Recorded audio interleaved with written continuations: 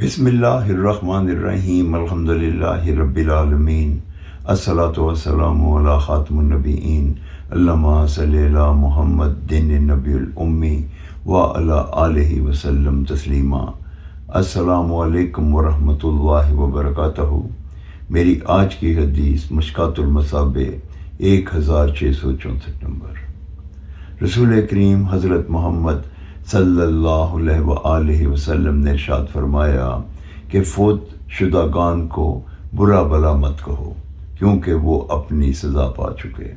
اس حدیث مبارکہ سے ہمیں یہ نصیحت ملتی ہے، یہ پتہ چلتا ہے کہ جو اس دنیا سے چلا جاتا ہے اس کا رابطہ اس دنیا سے کٹ جاتا ہے۔